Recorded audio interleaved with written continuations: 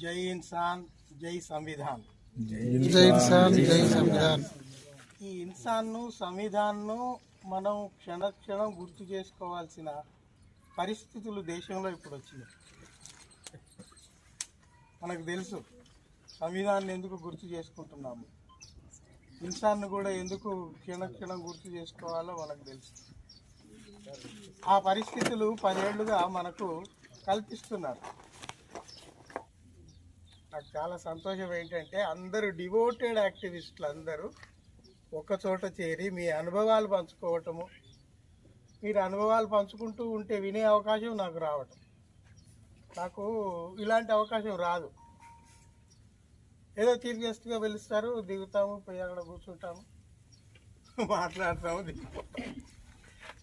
కానీ ఇట్లా వాళ్ళ అనుభవాలు గ్రౌండ్ లెవెల్లో, రూట్ లెవెల్లో వాళ్ళు ఏం చేస్తున్నారు, ఏమిటి అనేది తెలుసుకునే అవకాశం చాలా తక్కువ నాకు. అంటే నా దగ్గరకు వచ్చే మిత్రులు, సంఘాల వాళ్ళు వచ్చి చెప్తుంటారు కొన్ని, సార్ మేము ఇట్లా చేసాము, ఏమంటారు, మేము ఇట్లా చేసాము, అట్లా చిన్న చిన్న గ్రూపులుగా వచ్చినప్పుడు చెప్పటం తప్పించి ఇంత ఒక సంఘానికి సంబంధించి ఇంతమంది యాక్టివిస్టులు ఒకచోట చేరి వాళ్ళ అనుభవాలు పంచుకో.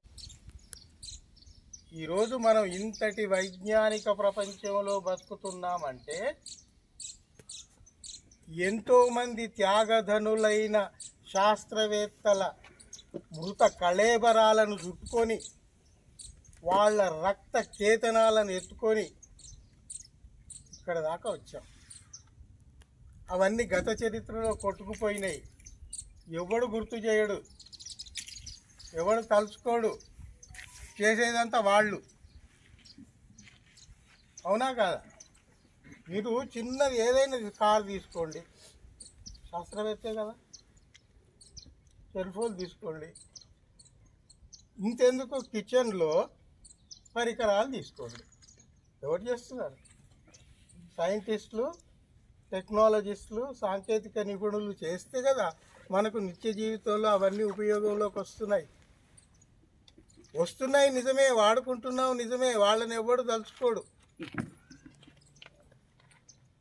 ఎవడు డబ్బులు పంచి ఎవడు అక్కడ ఎన్నికైపోయి అక్కడ కూర్చుంటాడో వాడికి జై జై కొడుతూ తిరుగుతున్నారు జనాలు. అవునా? డార్విన్ ఎవడన్నా గుర్తు చేస్తాడా? ఐన్స్టీన్ ఎవడన్నా గుర్తు చేస్తాడా?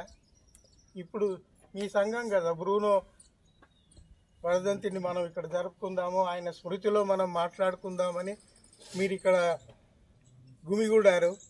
ఇది చాలా ఆరోగ్యకరమైన పరిస్థితి. దీన్ని మనం విస్తృతంగా జనంలోకి తీసుకుపోవాలి.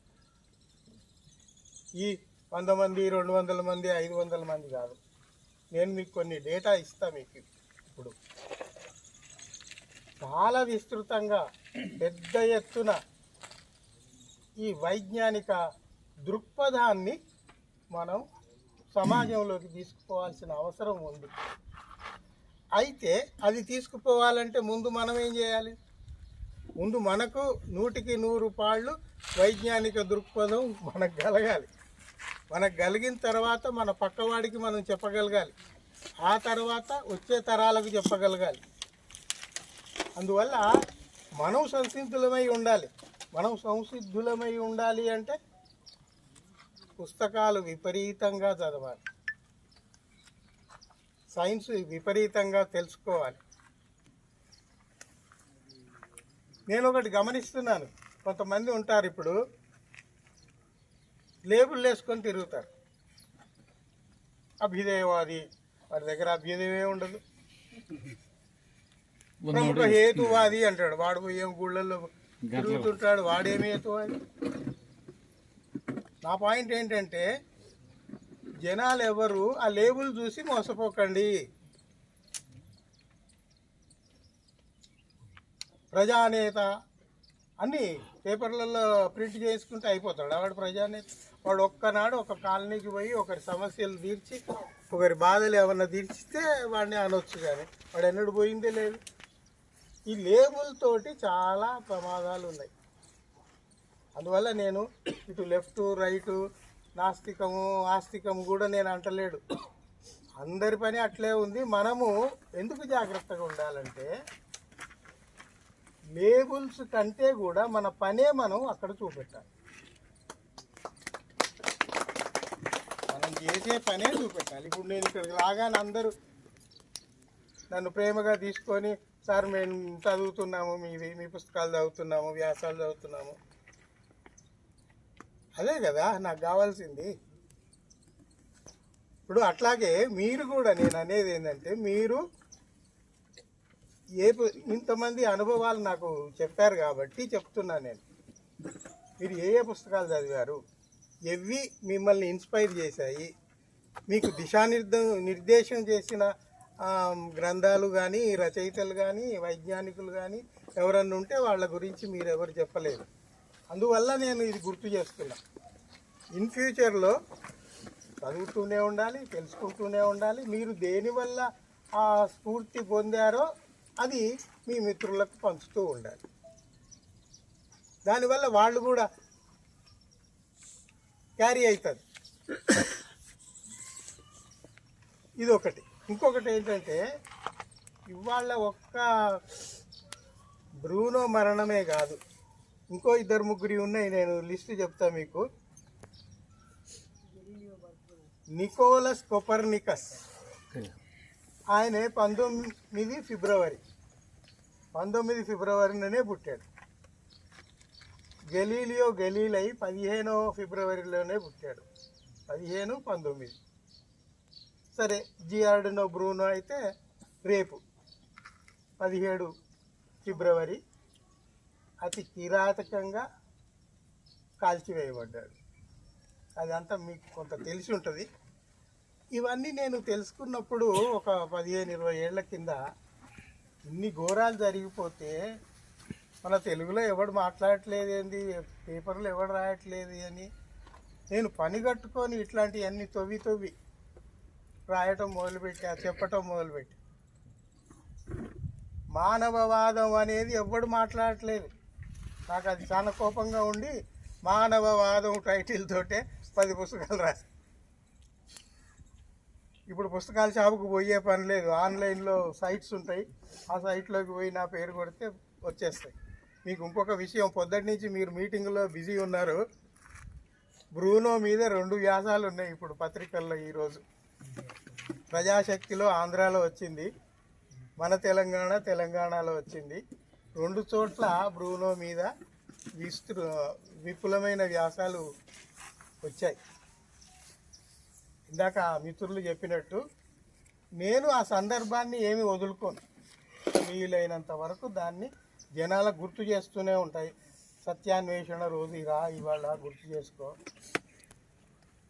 అని, ఏ సందర్భం అయితే అది, ఏ శాస్త్రవేత్త అయితే అది, దానికి నేను కృషి చేస్తూనే ఉన్నా. నాకు ఓపిక ఉన్నంత వరకు చేస్తూనే ఉంటా.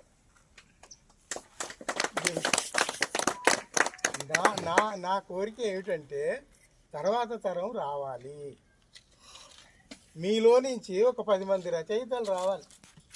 ఇప్పుడు ఇందాక పాట పాడాడు, అద్భుతంగా పాడాడు, బాగుంది, అర్థవంతంగా ఉంది, పాడటం కూడా బాగుంది. అట్లా గాయకులు పాడుతూనే ఉండాలి. కళాకారులు ఉన్నారు, ఇందాక రాజుగారు చెప్పారు, నటుడు ఆయన, నేను యాక్ట్ చేస్తాను అంటే మరి చేయాలి. ఆయన ఒక టీం తయారు చేయాలి. ఈ బ్రూనో మరణం మీద ఒక ఎపిసోడ్ చేసి ప్రదర్శించాలి. గెలీలియోది ఏం తక్కువనా?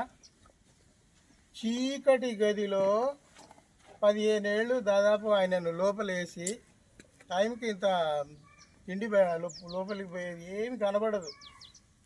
ఆ చీకటి గదిలో ఉండి ఉండి ఉండి ఏమైంది, ఆయనకు కళ్ళు పోయినాయి, గుడ్డోడు అయిపోయాడు. ఆయన పేరుని పెద్ద పెద్ద వాళ్ళు, జాన్ మిల్టన్ లాంటి ఫేమస్ పోయిట్స్, ఆయన ఒకసారి చూద్దామని వచ్చి క్యూలో ఆడ నిలబడితే ఆయనను చూడలేడు కదా. ఫలానా ఆయన వచ్చాడు అంటే కంటి చూపు పోయింది. ఎంత పెద్దోడు వచ్చినా ఆయనకు కనబడదు, చిన్నోడు వచ్చినా కనబడదు. సో అంత దుర్భరమైన జీవితాలు భరిస్తూ కూడా వాళ్ళు అనుకున్న కొన్ని సత్యాలను నిలబెట్టడానికి ఎక్కడా రాజీ పడలేదు.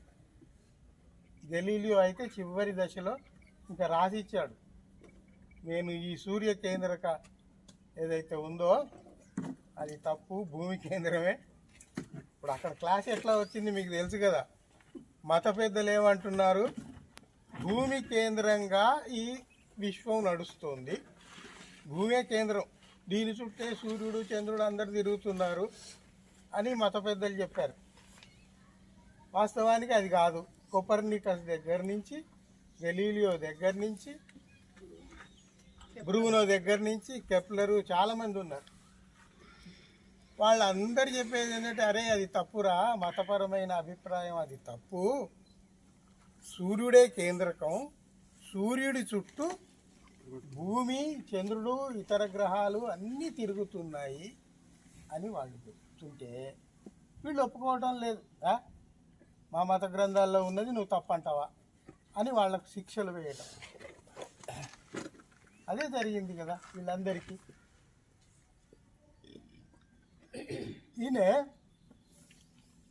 బ్రూనో ఆ ప్రాణత్యాగం చేసిందే చాలామందికి తెలుసు, కానీ ఆయన పెద్ద మ్యాథమెటిషియన్, గొప్ప రచయిత. ఆ రోజుల్లో ఇంగ్లాండ్ హెన్రీ థర్డ్ తీసుకుపోయి అక్కడ పెడితే ఒక సంవత్సరంలో 3 పుస్తకాలు రాశాడు ఆడ కూర్చొని. మిమ్మల్ని మీరే అడుక్కోండి, ఒక సంవత్సరంలో 3 పుస్తకాలు రాసి ఇస్తారా? మరి అంత స్పీడు, అంత దిటువుతోటి, అంత బలంగా విషయాన్ని రాయగలగటం అనేది ఎంత పెద్ద రచయిత అయితే రాయగలడు. మరి ఆయన రాసి చూపెట్టాడు. బ్రూనో చాలామందికి తెలియదు, ఈజ్ ఎ పోయెట్. బ్రూనో ఒక అద్భుతమైన కవి. మీకు చాలామందికి తెలియదేమో, సైంటిస్టులలో ఒక 50-60% కవులు ఉన్నారు, నాటకకర్తలు ఉన్నారు, కళల మీద అభిరుచి ఉన్న వాళ్ళు ఉన్నారు. మనకిక్కడ గాలిబ్ తెలుసు కదా, ఉర్దూ మహాకవి, ఆయనకు సమాధి కట్టించింది ఎవడరికైనా భట్నాగర్ అని సైంటిస్ట్. ఏంది ఈయన ఇంత పెద్ద కవి, ఇండియాలో ఈయనకు ఒక సమాధి లేదు, ఒక ప్లేస్ లేదని ఆ సైంటిస్ట్ వచ్చి సొంత డబ్బులు ఖర్చు పెట్టి ఆడ సమాధి కట్టించి. ఇదంతా ఎందుకు చెప్తున్నానంటే, కళలు వేరు, సైన్స్ వేరు, ఇంకేదో వేరు కానే కావు, అన్నీ ఒక చోట కలుస్తున్నాయి. మన దారులు కొంచెం వేరుగా అనిపిస్తాయి కానీ అవన్నీ సమాహారమే మన జీవితం. You can't differentiate one and other. Bruno కవి అని ఎట్లా చెప్తారు అంటే, ఆయన మీ ఒక్కటే మాట చెప్తా ఆయన చెప్పింది, ఈ నదులు, ఈ సరస్సులు, ఈ సముద్రాలన్నీ భూమి నింపి పెట్టుకున్న పాత్రలు. భూమి వీటన్నిటినీ నింపి పెట్టుకున్న పాత్రలు అట ఇవి, ఈ నదులు, సరస్సులు, సముద్రాలు. ఇంత పోయిటిక్గా ఉంది. మనం కనుక ఇంట్లో బకెట్లలో, చెంబులలో అన్ని పట్టుకొని పెట్టుకుంటాం, అట్లాగా భూమి పట్టుకొని పెట్టుకుందట. అసలు ఆ ఊహ, ఇంత పెద్ద విశాల విశ్వం గురించి ఆయన ఒక మాట ఎంత అద్భుతంగా చెప్పాడు. ఇంకొకటి ఏం చెప్పాడు, అంతకుముందు చెప్పిన వాళ్ళ సిద్ధాంతాన్ని, సూర్య కేంద్రక సిద్ధాంతం ఏదైతే ఉందో దాన్ని బలంగా చెప్తూ, నేను దీన్నే నమ్ముతున్నాను, మీరెవ్వరు ఏం చెప్పినా నేను స్వీకరించట్లేదు అని నిలబడ్డాడు గట్టిగా. అయితే వాళ్ళు వచ్చి బెదిరించారు. ఇంకోటి చూడండి, గెలీలియో అయినా బ్రూనో అయినా వీళ్ళు ఏం చేశారు, వీళ్ళు అనేక దేశాలు తిరిగారు, ప్రపంచ దేశాలన్నీ చాలా తిరిగారు. వాళ్లకు గొప్ప గౌరవాలు అక్కడ అందుతూ ఉన్నాయి. గొప్ప గౌరవాలు అందుతున్నాయి కదా అని అక్కడెక్కడో సెటిల్ కావచ్చు కదా. పిచ్చోళ్ళు అయ్యి నా మాతృభూమి, నా మాతృదేశం అనుకుంటూ వెనక్కి వచ్చారు. వెనక్కి వచ్చే వరకు ఈ క్రైస్తవ మత పెద్దలు ఎవరైతే ఉన్నారో వాళ్ళు శిక్షలు వేయటం మొదలుపెట్టి చచ్చేదాకా చేశారు. గెలీలియో పని అంతే అయింది, బ్రూనో పని అంతే అయింది. బ్రూనో అయితే చెప్పాను కదా ఇందాక, ఆయన గురించి పుకారు పుట్టించారు. ఇప్పుడు ఇందాక చెప్పానా 1 ఇయర్లో ఇన్ని పుస్తకాలు రాశాడు. అద్భుతమైన లెక్కలు, గణితము అయితే ఖగోళానికి సంబంధించి. ఇంకో గొప్ప విషయం ఏం చెప్పాడంటే ఈ భూమి సూర్యుడే కాదురా, ఇంకా చాలా భూములు ఉన్నాయి మన చుట్టూ అని చెప్పాడు. అప్పటికైనా భూములు అన్నాడు, గ్రహాలు. ఇన్ని గ్రహాలు ఉన్నాయి అని చెప్పినవాడు ఆయన. అప్పటికి టెలిస్కోపులు లేవు, ఈ పరిశోధనాశాలలు లేవు, ఏమి లేవు. అయినా కూడా చెప్పగలిగాడు. వీడు ఏదో చెప్తుంటాడులే అని వీళ్ళు మత న్యాయస్థానాలలో వీళ్ళు ఉన్నారు కదా, వాళ్ళు పట్టించుకోలేదు. కానీ అదే నిలబడింది మరి కదా. అట్లా బ్రూనో కాంట్రిబ్యూషన్ చాలా ఉంది. ఇంకా ఆయన బాల్యంలోకి పోతే ఒక 2-3 విషయాలు మీకు గుర్తు చేస్తా. వాళ్ళ నాన్న ఒక సైనికుడు, బ్రూనో వాళ్ళ నాన్న సైనికుడు. అయితే ఏమైంది, కుర్రోడు కొంచెం పెద్దగా కాగానే స్కూల్కి పంపిస్తారు కదా, స్కూల్కి పంపించారు. స్కూల్కి పంపించి రాయటం చదవటం రాగానే వాడిని క్రైస్తవ సన్యాసిగా మార్చేశారు. మీకు తెలుసు కదా, క్రైస్తవ సన్యాసి అంటే ఆ మతపరమైన పుస్తకాలు చదివించి వాడికి క్రైస్తవ సన్యాసిగా చేసి, తర్వాత ఏమైపోయింది, ఈ పాస్డ్ ఆల్ ద ఎగ్జామ్స్. అందులో ఉండేటి అన్ని ఓరల్ టెస్ట్లు ఏమైనా కూడా ధీటుగా ఎదుర్కొన్నాడు. అఫీషియల్గా ప్రీస్ట్గా అపాయింట్ అయ్యాడు బ్రూనో. అఫీషియల్గా ఈజ్ ఎ ప్రీస్ట్. వాళ్ళకు బాగా మండింది ఎక్కడ అంటే వీడు అఫీషియల్ ప్రీస్ట్, బైబిల్కి వ్యతిరేకంగా, మా అందరికి వ్యతిరేకంగా మాట్లాడుతున్నాడు. కోపం ఎక్కువ అవుతుంది కదా. ఇప్పుడు మిగతా వాళ్ళు ప్రీస్టులు కాదు, వాళ్ళు ఏదో ఉద్యోగాలు, ఏదో ప్రొఫెసర్లు చేసుకున్నారు. గల్లీలో ఉన్నాడంటే పాఠాలు చెప్పుకున్నాడు, ఎక్కడో తిరిగాడు, అయిపోయి ఆయనను పట్టించుకున్న. ఆయనను కూడా చిత్రహింసలు పెట్టారు ముసలితనంలో, చెప్పాను కదా. మరి ఈయనేమో 28వ ఏట 30 ఏట మధ్యకాలంలోనే క్రైస్తవ సన్యాసిగా మారిపోయి అక్కడ ఉండే ఒక చర్చికి ఇటలీలో దానికి ఇన్ఛార్జ్ అయి కూర్చున్నాడు. ఆయనకేమో ఇష్టం లేదు. తండ్రి బలవంతంతో ఆ విధమైన చదువు చదివాడు, ఆ విధమైన సర్టిఫికేట్ తెచ్చుకున్నాడు, క్వాలిఫై అయి కూర్చున్నాడు. కానీ ఆయనకి ఇష్టం లేదు అవి చేయటం. ఆ వచ్చిన వాళ్ళందరికీ ఏం చెప్పేది, ఇగో ఇవి బైబిల్ చెప్పిన దానికి వ్యతిరేకంగా అన్నీ చెప్తున్నాడు. ఇంకా వాళ్లకు కోపాలు ఆగవు కదా.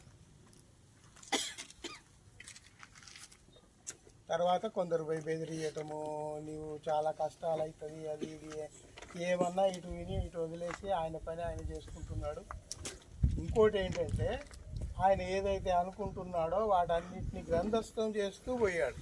పుస్తకాలు మిగులుతాయి కదా, ఆయన ఉన్నా లేకున్నా ఆ పుస్తకాలు మిగిలినాయి. గెలీలియో అయితే ఆయన అక్కడ రాయలేకపోతే ఒక జర్మన్ పబ్లిషర్ వస్తే మెల్లగా ఆ చీకటి రూమ్లో నుంచే బయటికి స్క్రిప్ట్ పంపి, అరే నువ్వు ఇది ఎక్కడన్నా పబ్లిష్ చేయకు అంటే వాడు పోయి జర్మనీలో పబ్లిష్ చేశాడు ఆయన పుస్తకాన్ని. అట్లా అంత కష్టపడాల్సి వచ్చింది. వాళ్ళు మామూలుగా జరిగిపోయే విషయాలు మామూలుగా జరగలే వాళ్ళ విషయంలో. ప్రతి చిన్నదానికి ఎంత స్ట్రగుల్ కావాల్సి వచ్చింది. సరే ఇంత అయిపోయింది, బ్రూనోని ఇక మనం భరించలేము అనుకున్నారు. అనుకొని ఏం చేశారు, అక్కడ ఇటలీలో ఒక కూడలి ఉంది, ఆ కూడళ్ళ వరకు లాక్కుపోయారు. ఎట్లా లాక్కుపోయారు, ఏమి అరవకుండా అది లేకుండా నాలికను తీగతోటి చుట్టేసి చేతులు వెనక్కి కట్టేసి తీసుకుపోయి ఆ కూడలిలో కాంపోడి 4D అని ఒక చౌరస్తా మన భాషలో, అక్కడికి తీసుకుపోయి, అదేం చౌరస్తా అంటే ఆ చుట్టుపక్కల అందరూ క్రైస్తవ సన్యాసులు ఉండే కాలనీ అది. అక్కడికే ఎందుకు తీసుకుపోయారు అంటే వీడిని మేము ఎట్లా బాధ పెడుతున్నామో వీళ్ళందరూ చూడాలి, చూసి భయపడి ఎవడు నోరు ఎత్తకూడదు. అందుకే నోరు ఎత్తకుండా నాలికకు తీగ చుట్టి చేతులు వెనక్కి కట్టి ఆయనను లాక్కుపోయి ఆ కూడలి దాకా పోయిన తర్వాత మొత్తం బట్టలు లాగేసి నగ్నంగా చేసిన తర్వాత పైన హుక్కు ఏర్పాటు చేసి ఆయనను తలకిందులుగా వేలాడదీసి చూడండి కింద మంట పెట్టి మొత్తం శరీరం కాలిపోయే వరకు ఆ మంట పెట్టి ఆయనను కాల్చేశారు, సజీవంగా కాల్చేశారు. ఇంత కిరాతకం ఎక్కడైనా మీరు చూసారా, విన్నారా, చదివారా? ఎక్కడ లేదు కదా. ఇంకా చూడండి తమాషా, అక్కడికి పోయాక చేతులు ఇప్పి నాలుకకు ఉన్న తీగ లాగేసి బ్రూనో ఇప్పటికైనా ఒప్పుకో, నువ్వు చేస్తున్నది తప్పు అని బెదిరించారు. నేను ఒప్పుకోను, నేను అనేదే కరెక్టు, అవును నా తప్పు అయిపోయింది అంటే బతికిపోయేవాడు. కానీ ఈరోజు మనం స్మరించుకునే వాళ్ళం కాదు, అంతే తేడా. ఒప్పుకోలే, చూడు మరి చాలా కష్టం అవుతుంది అంటే ఏమన్నా కానీ అని చేతులేసి నిలబడ్డాడు. నిలబడితే ఇప్పుడు నేను చెప్పినట్టు బట్టలు కూడా తీసి తల తిప్పి కింద మంట పెట్టి మొత్తం బూడిదయ్యే వరకు కాలబెట్టాడు. ఎంత కిరాతకత్వం! క్రైస్తవ క్రుసేడ్లు అంటాము, క్రిస్టియన్ క్రుసేడ్లు ఎంత ఘోరంగా జరిగాయి. నేను అనేది ఏంటంటే హిందూ క్రైస్తవ అని కాదు, మతం ఎప్పుడు ఇంత దుర్మార్గంగానే ఉంది, ఏ మతం అయినా సరే. ఇప్పుడు మనలాంటి వాళ్ళం ఎందుకు వద్దు, మతాలు వద్దు, మానవత్వమే మేలు అని ఎందుకంటున్నామంటే ఇప్పుడు మనం చూస్తున్న మొత్తం ప్రపంచం అంతా it's a creation of human being. ఈ ప్రపంచం ఒక వైజ్ఞానిక కల్పన, వైజ్ఞానికంతో మనం దీన్ని అంతా సృష్టించుకున్నాం. ఎవడో ఏదో వచ్చి ఏది సృష్టించాల, ఎవడో ఏదో వచ్చి మనకు ఏ గ్రంథాలు ఇవ్వాల, ఏ నాలెడ్జ్ ఇవ్వాల. ప్రతి చిన్న విషయాన్ని మనం శోధించి అన్వేషించి నేర్చుకుంటున్నాం. మనకు తెలియకపోతే మనకంటే ముందు తెలుసుకున్న వాడి దగ్గర పోయి కూర్చొని నేర్చుకుంటున్నాం, అంతే కదా. ఆ పనిలో ఇంత శతాబ్దాలు గడుస్తూ వచ్చింది. ఇంకా చూడండి చివరికి ఇప్పుడు ఆ జడ్జిమెంట్ ఇచ్చాడు ఒకడు, మత న్యాయస్థానంలో వాడు ఉంటాడు కదా జడ్జి, ముఖ్య న్యాయమూర్తి అనేవాడు, వాడు ఇతన్ని సజీవంగా కాల్ చేయబడును అని ఇస్తే కామ్గా విని కూర్చొని ఏం చెప్పాడంటే,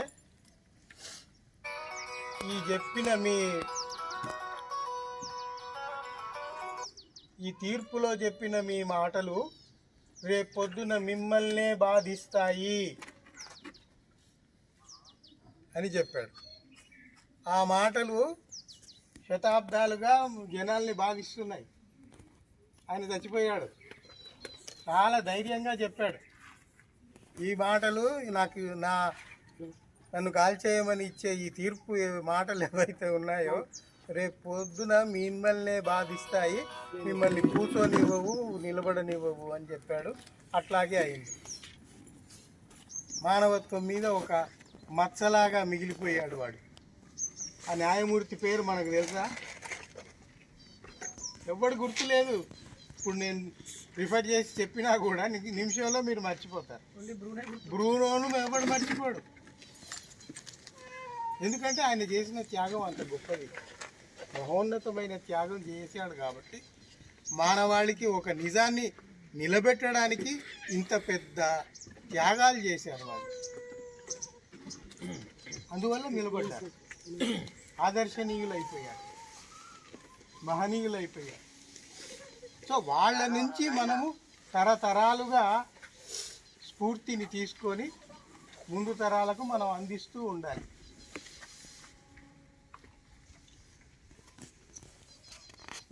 ఇంకా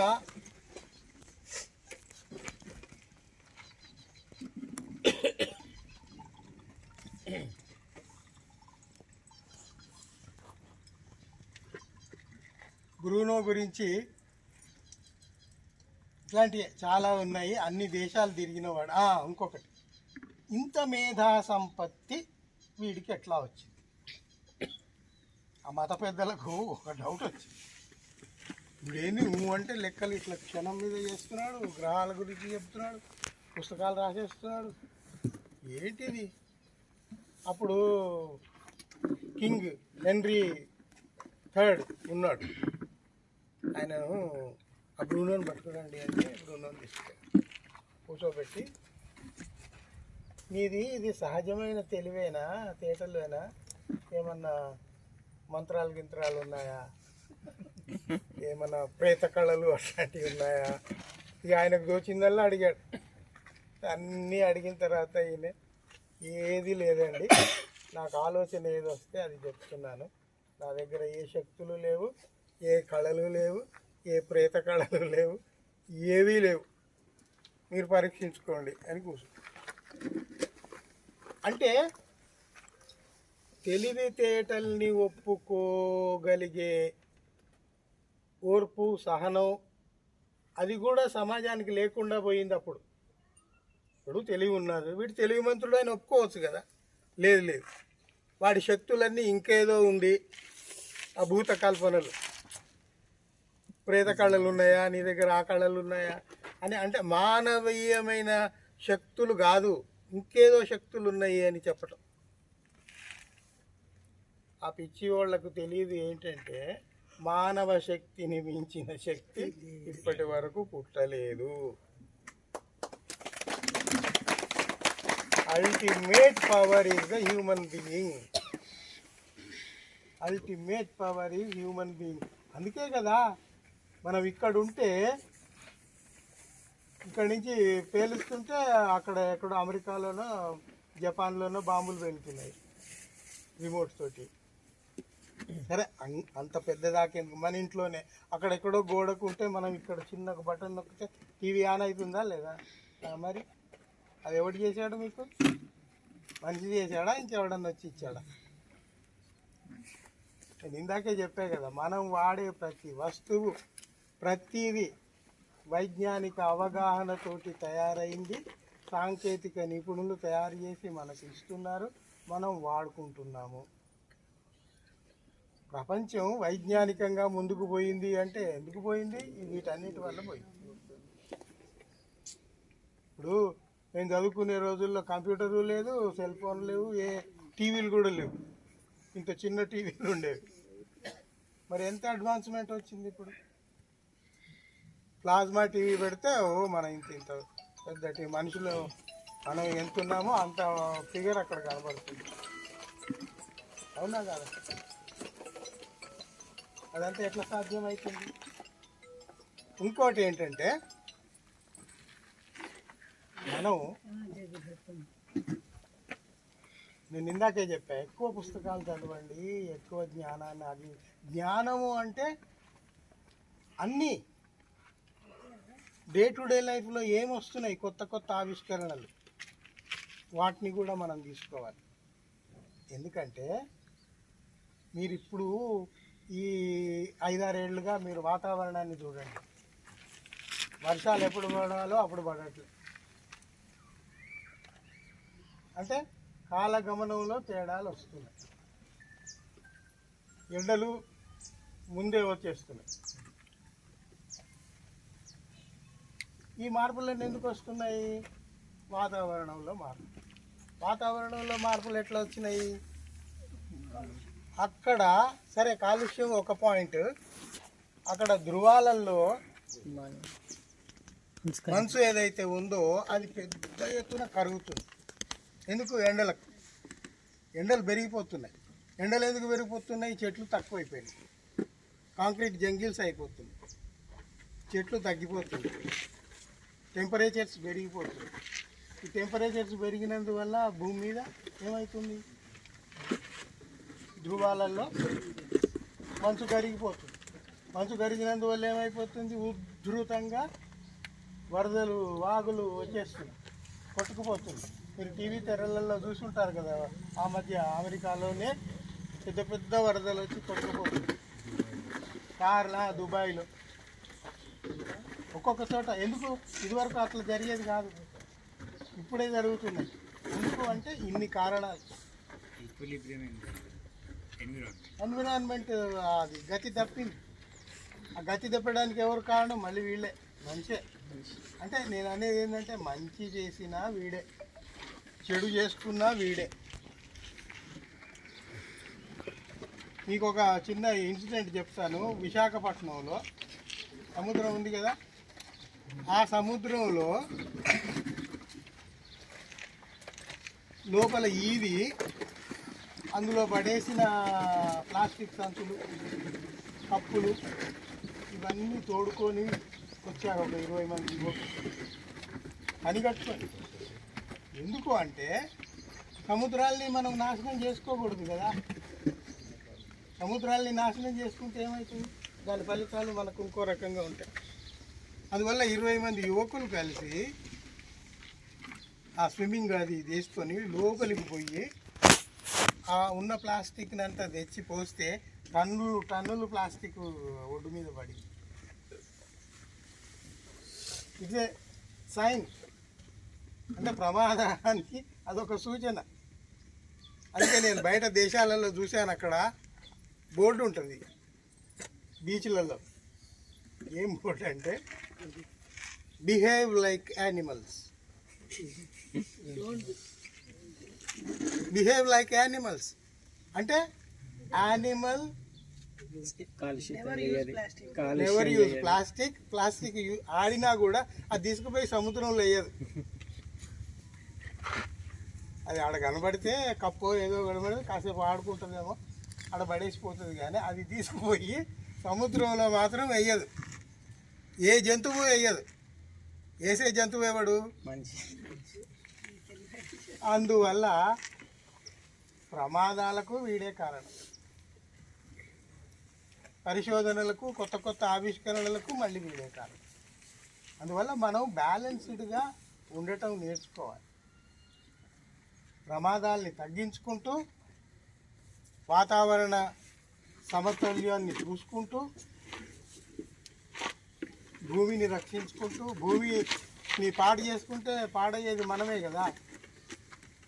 భూమిని రక్షించుకుంటూ, సముద్రాలని, నదుల్ని రక్షించుకుంటూ ఉంటే మనం బాగుంటాం. కానీ మతాలు ఏం చేస్తున్నాయి? సముద్రాల్ని, నదుల్ని పాడు చేస్తున్నాయా లేదా? పొద్దున కూడా మాట్లాడారు కుంభమేళా గురించి. నేను మళ్ళీ అదే మాట్లాడను. కానీ అచ్చా, రాత్రి కుంభమేళాకు పోయే ట్రైను న్యూఢిల్లీలో తొక్కిసలాట జరిగి 18 మంది చచ్చిపోయారు. చూశారు కదా పొద్దున.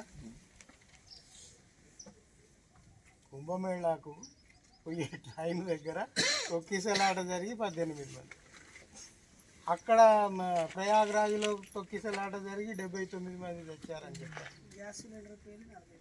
గ్యాస్ సిలిండర్ పేలుతున్నాయి, అగ్ని ప్రమాదాలు జరుగుతున్నాయి, ఎక్కడ లెక్కలేదు. అదే పార్లమెంట్ మెంబర్లే గొడవ చేశారు. ఆ చచ్చిన వాళ్ళని కనీసం ఎవరు ఏమిటి అనేది బయటికి తీసి చూసే పని కూడా లేదు. వాళ్ళని అందులోనే తొక్కేసి తన్నేసి ఇంత నిర్దాక్షిణ్యంగా బిహేవ్ చేస్తున్నారు. ఈ భక్తి అంటే అదా, ధార్మికత అంటే అదా అని వాళ్ళు పార్లమెంట్లో గొడవ చేశారు. సరే, ఈ ప్రమాదాలు. ఇంకొకటి, అక్కడి నుంచి ఇళ్ళకు పోయేప్పుడు రోడ్డు ప్రమాదాలు జరిగి ఎంతమంది పోతున్నారు? రోజు మీకు ఒక కేసు కనబడుతుంది, ఇంతమంది చచ్చిపోయారు, అంతమంది పోయింది. దానికి ఎవడు బాధ్యుడు? ఇప్పుడు ఆ రాష్ట్రాన్ని పాలించే వాళ్ళ, కేంద్రాన్ని పాలించే వాళ్ళు ఎవరో బాధ్యత తీసుకోవాలి కదా. ఒక్క మాట కూడా మాట్లాడరు. పైగా మీకు చెప్పారు, ఏం చెప్పారు? వాళ్ళు అక్కడ చస్తే మంచిదేలే, మోక్షం దొరుకుతుంది వాళ్ళకు. నేనేమంటున్నా అంటే, మోక్షం మీద నమ్మకం ఉన్నవాళ్ళు, సనాతన ధర్మం మీద నమ్మకం ఉన్నవాళ్ళు, సంప్రదాయాలు ఆచారాల మీద నమ్మకం ఉన్నవాళ్ళు పోయి ఆ తొక్కిసలాటలో చావండి. నేరుగా మీరు మోక్షం సాధిస్తారు కదా. ఇప్పుడు మాకు నమ్మకాలు లేవు, మమ్మల్ని ఎందుకు చెప్తున్నారు పోండి పోండి పోండి అని?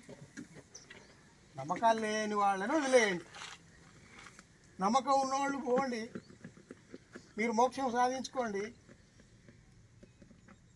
లేదు, వాళ్ళు ఆ పని చేయరు, వేరే వాళ్లకు సామాన్యులకు చెప్తారు.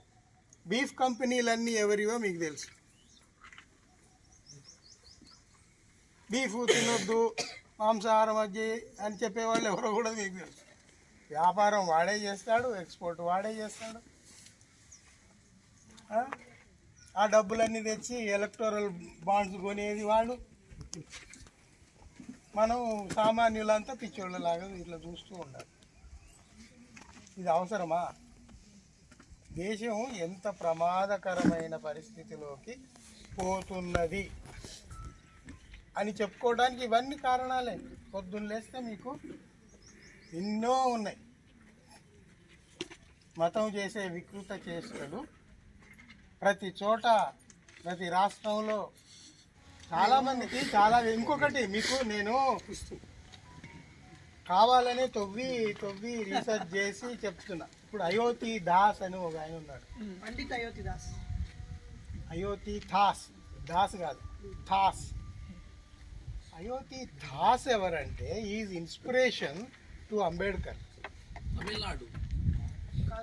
తమిళనాడు. యా ఆయనే కదా సార్ పండిత్ అయోతి దాస్ అంటే. బుద్ధిస్ట్, తర్వాత కన్వర్ట్ అయ్యాడు. అయితే ఆయన గురించి తెలుసుకోవాలి, ఎంత స్ట్రగుల్ అయ్యాడు. ఇప్పుడు అంబేద్కర్కే ఒక దారి చూపినవాడు అంటే మరి ఆయన ఎంతటోడు అనేది ఇక మీరు ఊహించుకోండి. ఆయన గురించి మొత్తం తొవ్వి ఆయనే శ్రీలంక పోవాలంటే ఎవరెవరినో అడిగి ఉంటారు కదా ఇరు దేశాల మధ్య కన్సలేట్స్, వాళ్ళ హెల్ప్ తీసుకొని పోయి అక్కడ బౌద్ధం తీసుకొని వచ్చాడు.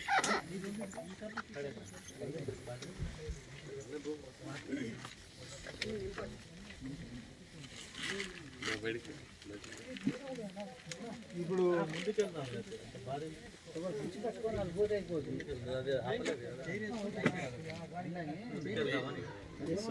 బాగానే ఉంది, వాళ్ళు అయిపోయి 4:30 అయింది కాబట్టి ఎండ తీవ్రత తగ్గుతూ ఉంటుంది. బ్లాక్ టైం కాదు,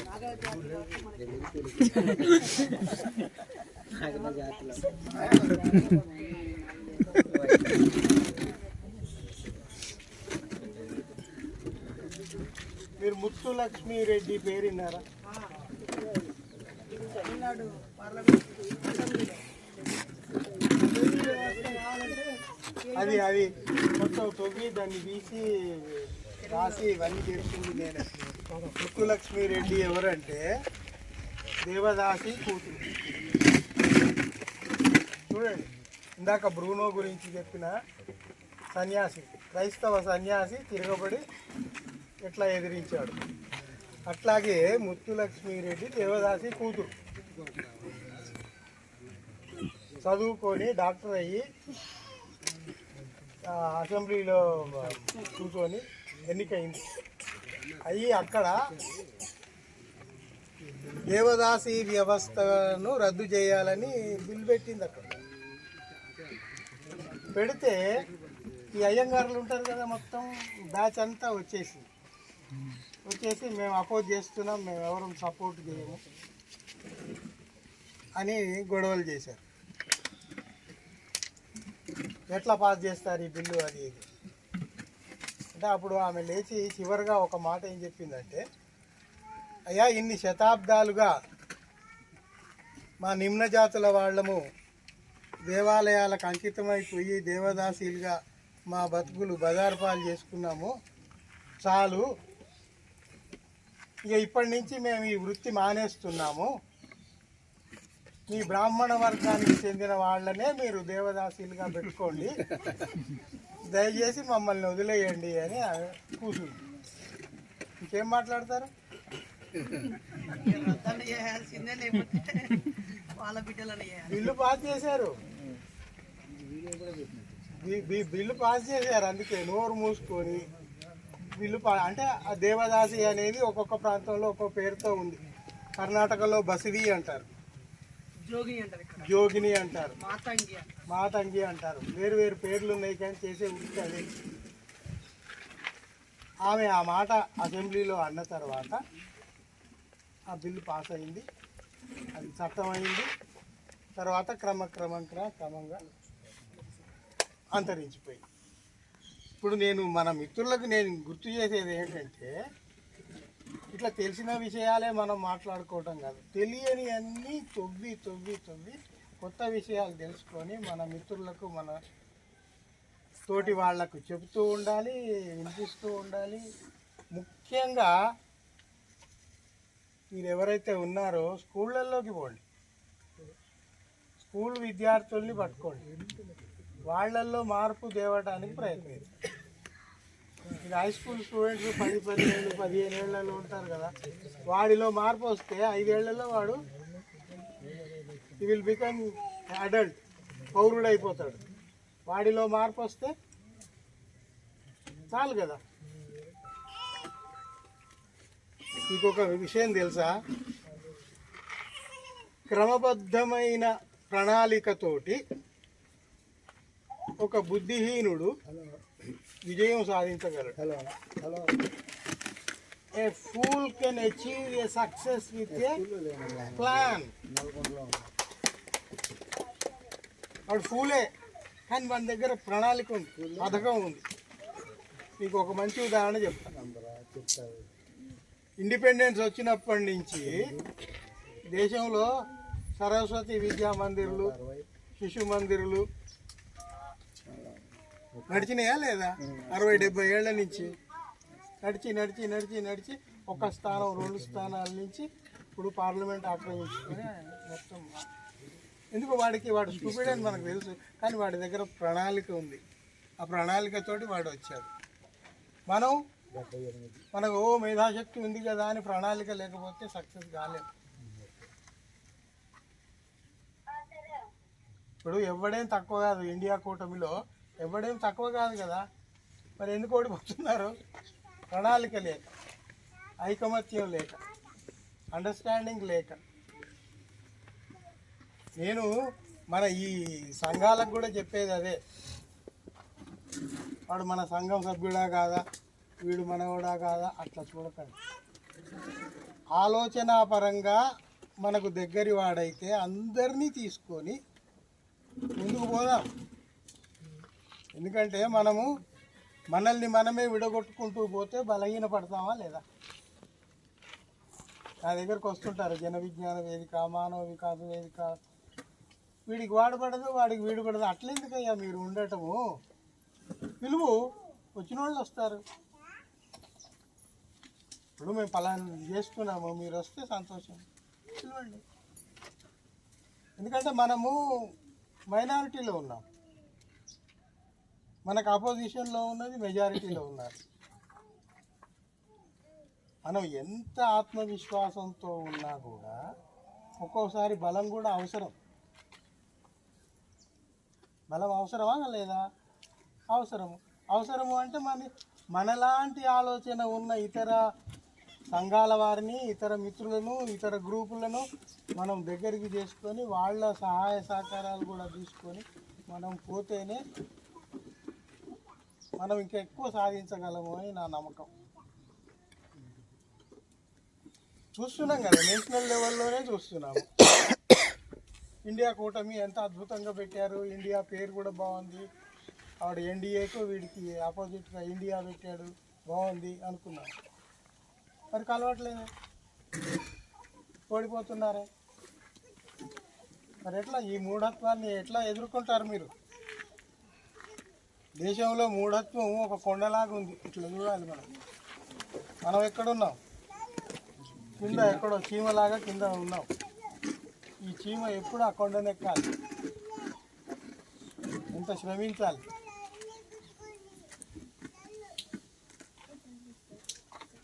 ఎంత బలం పెంచుకోవాలి, అది నేను చెప్తున్నా.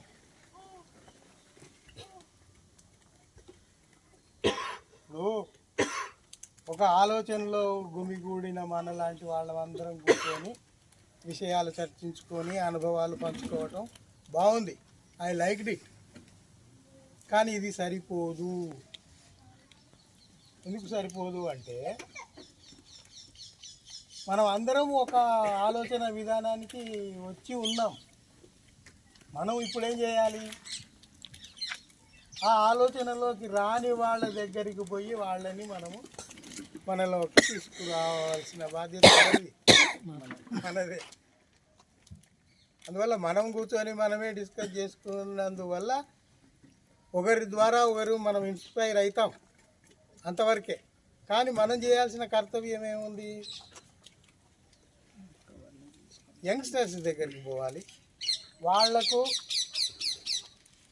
హేతువాదానికి సంబంధించి సైన్స్కు సంబంధించిన విషయాలు వాళ్ళతో చదివిస్తుండాలి, మనం కొన్ని చదివి చెప్తుండాలి. అదొక నిరంతర ప్రక్రియ. ఇది ఒక నాటికి అయిపోయేది కాదు.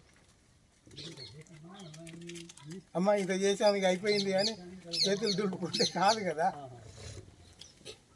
మరీ ముఖ్యంగా ప్రభుత్వాలు ఇంత అలసత్వంతో ఉన్నప్పుడు, ఇంత స్వార్థ ప్రయోజనాల కోసం వాళ్ళు పాటుపడుతున్నప్పుడు మనం ఏం చేయాలి? ఇప్పుడు నీతి ఉండటం లేదు జనంలో. ఇన్ జనరల్గా చెప్తున్నాను. నీతిమంతంగా ఉందామని ఎంతమంది ఉంటున్నారు? నిజాయితీగా పనిచేద్దామని ఎంతమంది ఉంటున్నారు? అవి కదా కావాల్సింది. నీతి నిజాయితీ లేక నిబద్ధత, కమిట్మెంట్, ఇవి లేకుండా మనము ఎన్ని మాట్లాడినా ఎంత చేసినా కంఠశోషే కదా. వీటిని మనం జనంలో ఎట్లా పెంచగలము? ముఖ్యంగా మన తర్వాత తరాన్ని ఎట్లా అట్రాక్ట్ చేయగలము? వాళ్ళను మన ఆలోచన విధానంలోకి ఎట్లా తీసుకురాగలము అనేది మనమే ఆలోచించుకొని నిర్ణయాలు తీసుకొని కొన్ని చేయాల్సిన అవసరం ఉంది. ఇప్పుడు ఇందులో ఉపాధ్యాయులు ఉంటే వాళ్ళ మీద ఇంకా ఎక్కువ బాధ్యత ఉంది.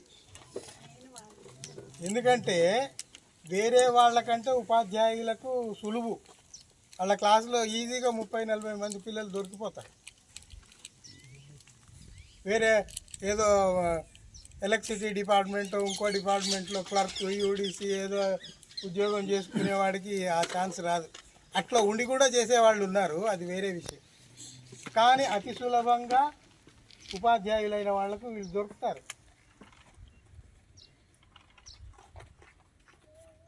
ఇప్పుడు నేను రాస్తున్నాయి చదువుతున్నాము వింటున్నాము అని ఇది అందరు చెప్తున్నారు. నిజానికి నేను ఈ స్కూల్ స్థాయి, పిల్లల స్థాయిలో నేను ఎప్పుడు బోధన చేయలేదు. నేను పిహెచ్డి తీసుకోగానే నేరుగా ఎంఎస్సి క్లాస్కి వెళ్ళిపోయా. ఎంఎస్సి వాళ్ళకే 30 ఏళ్ళు పాఠాలు చెప్తాయి, ఎంఫిల్ వాళ్ళకు, పిహెచ్డి వాళ్ళకు గైడెన్స్ ఇవ్వటం.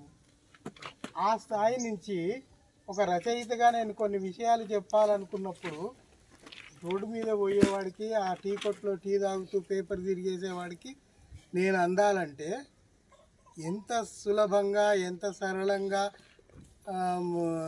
రాస్తే వాడికి అర్థమవుతుంది. ఆ స్థాయికి మనం వచ్చి వాడికి అర్థం చేసేట్టుగా రాయగలగాలి, చెబితే అర్థం చేసుకునేట్టుగా చెప్పగలగాలి. నేను అక్కడ ఉన్నా కదా, ఇంకా నేను రాను కదా అంటే మరి ఇప్పుడు క్లాస్ రూమ్ ఈజ్ డిఫరెంట్.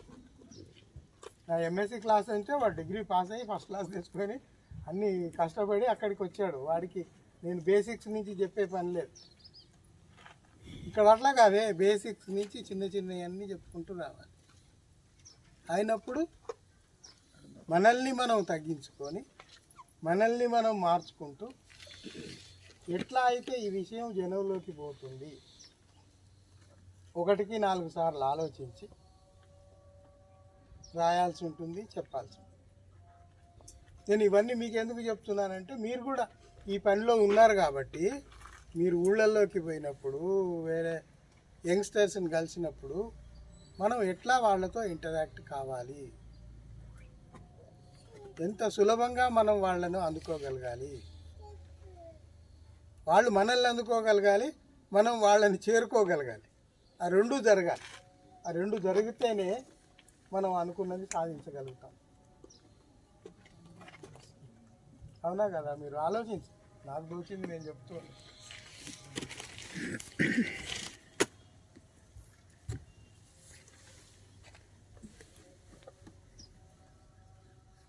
ఇప్పుడు బేసిక్గా చాలామందికి తెలియదేమో, వేరే దేశాలలో హైలీ పెయిడ్ ప్రొఫెషన్, ఎక్కువ జీతం దొరికే ఉద్యోగము teacher.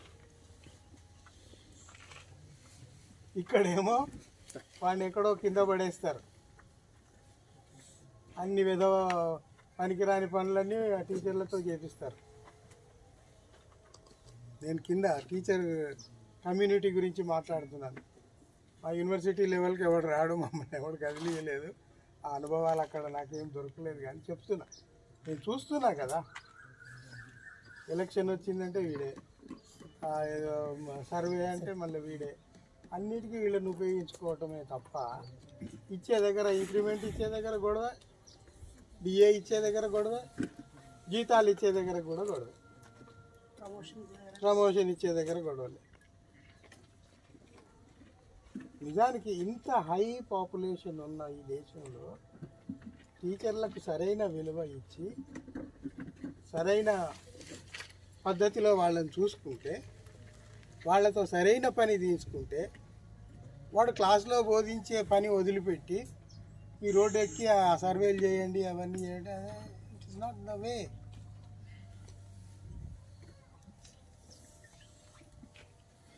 Teaching is something beyond that. ఆ స్థాయి మరి అర్థం చేసుకునే మెదళ్ళు లేవు రాజకీయ నాయకులకు. అక్కడ కూర్చున్న వాడికి ఏ లోగ్ అయినా ఏ కర్తే చలో జాబ్. ఇందులో కూర్చున్నారు మంచిగా చదవద్దనే వాళ్ళ బాధ. ఇప్పుడు ఇక అన్ని రకరకాలు ఉన్నాయి, అందులో రకరకాలుగా ఉన్నాయి అవన్నీ.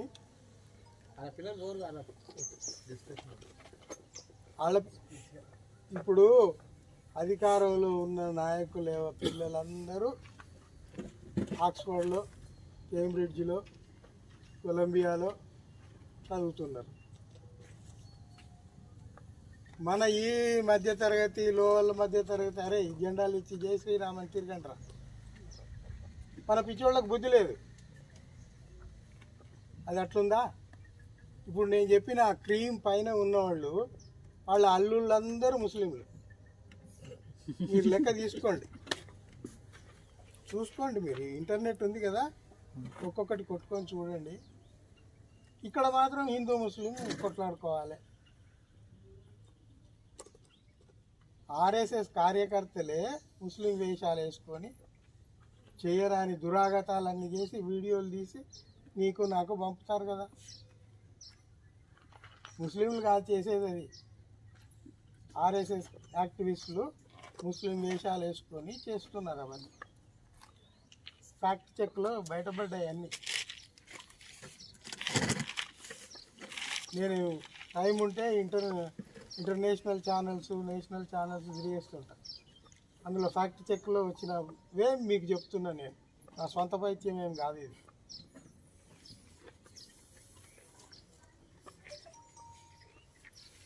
ఇప్పుడు నేను రాసినవి చదువుతున్నారు అంటే ఎందుకు చదువుతున్నారు?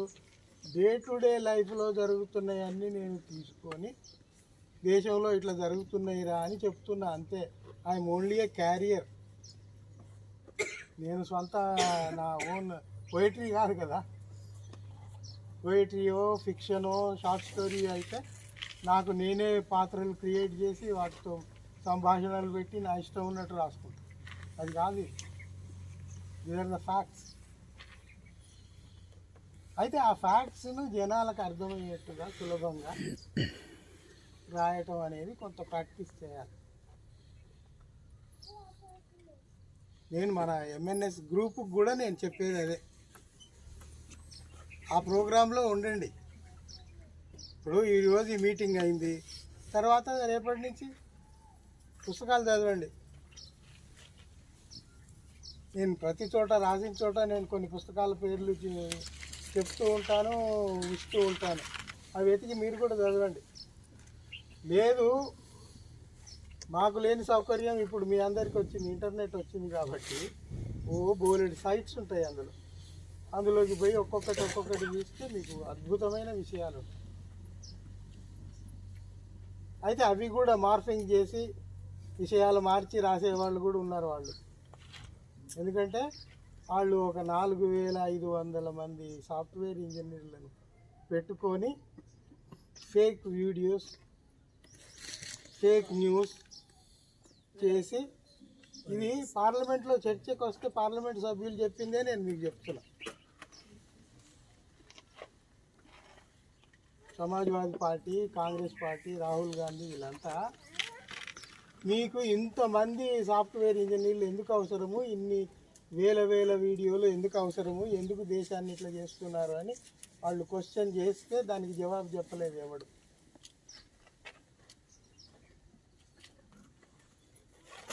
పార్లమెంట్లోనే జవాబు చెప్పినోడు ఇక ఇక్కడ ఈ గలీలోకి వచ్చి మన దగ్గరికి వచ్చి చెప్తాడు. అయితే ఇన్ బ్రీఫ్గా మనం చెప్పుకునేది ఏంటంటే రోజుకు రాను అతి ప్రమాదకరమైన పరిస్థితుల్లోకి మనం పోతున్నాము. మనం పోవటం కాదు, మనల్ని వెనక నుండి ఎవరో తోసేస్తున్నారు. ఎవరో మనల్ని బలంగా పుష్ చేస్తున్నారు. ఆ బలాన్ని తట్టుకొని నిలబడగలిగే శక్తి అందరికీ ఉండదు. ఆ ప్రవాహంలో కొట్టుకొని పోతుంటారు. ఉదాహరణకు చెప్తా, ఎలక్షన్లు రాగానే ఎవడన్నా వచ్చి 3000 ఇచ్చాడనుకో, ఇంకా దాని ఐడియాలజీ ఏమి ఉండదు. 3000 ఇచ్చిపోయాడు కదా రాత్రి, ఇప్పుడు పోయి నేను వాడికి ఓటేయాలి. ఆ ఆలోచనల్లో నుంచి మనిషి ఎదగగలగాలి. వాడు మందు పోయించాడు కదా, వాడికి ఇక సేవ చేద్దాం, భజన చేద్దాం. ఆ బెంట్ ఆఫ్ మైండ్లో నుంచి బయటపడి ఇండిపెండెంట్గా ఆలోచించగలే స్థాయికి జనాల్ని తీసుకురావాలి అంటే ఎవరు తీసుకురావాలి? మీలాంటి కార్యకర్తలే జనంలో తిరగాలి, డోర్ టు డోర్ విషయాలు ఏంటో తెలుసుకోవాలి, ఎంత వీలైతే అంత పని చేస్తూనే ఉండాలి. నేను అందుకే చెప్పాను, మనము జనంలోకి పోయి పని చేస్తేనే మనకు రిజల్ట్ వస్తుంది. ఊరికే మనం కూర్చొని మాట్లాడితే అది ఒక పద్ధతి అంతవరకే. కానీ అది ఇంకా it should go to the people. అంటే మనం జనంలో తిరగాలి. ఏమవుతుంది, ఎందుకు అవుతుంది, ఎట్లయితుంది ఎంక్వైరీ చేయాలి. దానికి మన సహాయము ఏమన్నా అవసరమైతే చేస్తూనే ఉండాలి. సహాయం అంటే ప్రతి చోట డబ్బులే అని ఉండదు, చిన్న సహాయాలు ఏవో ఉంటాయి.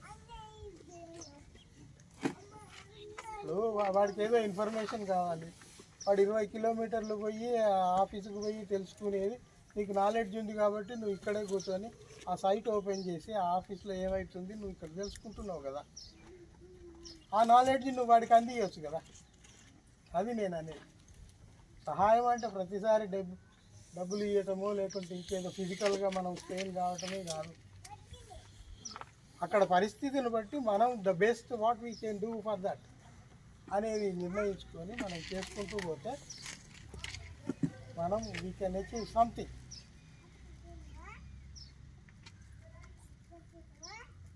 I think I have taken much of your time. We take question answer for 10 minutes. Oh yes, welcome.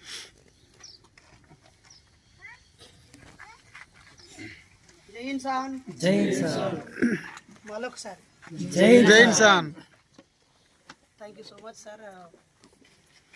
Sir చెప్పిన వ్యాసాన్ని మనం మొన్ననే మన వాట్సాప్ గ్రూప్లో పెట్టుకున్నాం, అవునా? సో ప్రతి కార్యకర్త తప్పనిసరిగా మొత్తం చదవాలని రూల్ కూడా పెట్టుకున్నాం. కాబట్టి బ్రూనో గారి గురించి తాను అన్వేషించి ఇచ్చినటువంటి ఒక 4 పేజీల సమాచారం మీరందరూ చదివారు కాబట్టి మీకు బ్రూనో గారి గురించి ఒక అవగాహన వచ్చింది. అలాగే ఇంకా 10 మంది సైంటిస్టులని లేదా మనం మరీ ఎక్కువ మందిని కూడా తీసుకోవద్దు. కలగూర గంపలాగా 50 మందిని తీసుకోవద్దు. సమాజం నిర్లక్ష్యం చేసిన కొద్ది మందిని లేదా బాగా ప్రభావితం చేసిన కొద్ది మందిని తీసుకొని డేట్స్ ఒకసారి క్యాలెండరు ప్లాన్ చేసుకొని, ఇప్పుడు ఎట్లాగో 30 జిల్లాలలో మనం ఇప్పటివరకు కార్యక్రమాలు చేశాము ప్రకృతి దర్శనం పేరుతో. ఆ ప్రకృతి దర్శనం కార్యక్రమంలోనే ఆ డేట్కు దగ్గరగా ఉన్నటువంటి సైంటిస్ట్ని సెలబ్రేట్ చేస్తే సరిపోద్ది. ఈరోజు నిత్య జీవితంలో ప్రతి ఒక్కరు తప్పనిసరిగా ఉపయోగిస్తున్న వస్తువు ఒకటి ఫ్యాను, నిజమా? రెండోది మొబైల్, మూడోది టీవీ, నాలుగోది గడియారం. ప్రతి ఇంట్లో ఉంటుంది కదా గడియారం. అయితే ఐదోది బల్బు, విద్యుత్తు భాగం అవుతుంది, ఒక వాహనం. అవునా? బైకో, కారో, ఇంజన్. కాబట్టి ఇవి ఒక 5-6 ప్రధానమైన వాటిని మనం ఫైండ్ అవుట్ చేసి వాటి మీద ఒక లిటరేచర్ క్రియేట్ చేసి ఫెస్టివల్స్ సెలబ్రేట్ చేయాలి మనం.